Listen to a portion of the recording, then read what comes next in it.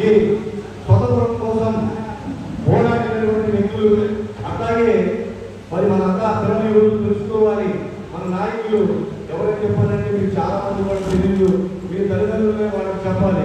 పద్దన పోరాజు గారు, మరుగున చిట్టి గారు, చిన్నారి గారు, ఇలా ఎంతో మంది మహనీయులు మరి వాళ్ళు స్వాతంత్రం కోసం కూడా ఎంతో పోరాటం చేశారు.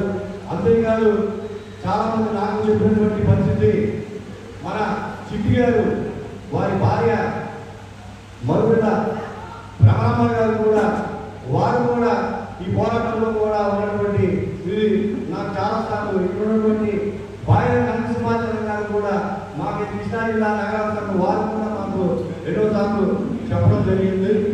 అట్లాగే మనం స్వతంత్రం ఎందుకు జరుపుకుంటున్నామని కూడా మరి పిల్లలు కూడా మనం కూడా చెప్పాలి. స్వతంత్రం ఏ రకంగా వచ్చింది అని చెప్పిన దాని మీద మరి అందుకే ఈరోజు కృష్ణా జిల్లా నగర సంఘం స్వతంత్ర ఈ 79వ దినోత్సవం ఈరోజు మనం ఎంతో ఘనంగా జరుపుకుంటున్నాం.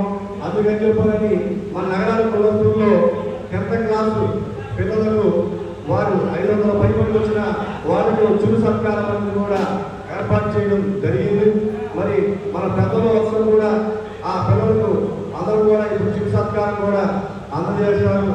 ఇప్పుడు పొద్దున రమేష్ గారు యువత సంఘం వారిని కూడా వేదిక మీద రావాల్సిందిగా కోరుతున్నారు. జాతీయ బీసీ సంక్షేమం ఆంధ్రప్రదేశ్ విజయవాడ అధ్యక్షులు మన కేంద్ర నాయకులు వారిని కూడా వేదిక మీద రావాల్సిందిగా కోరుతున్నారు.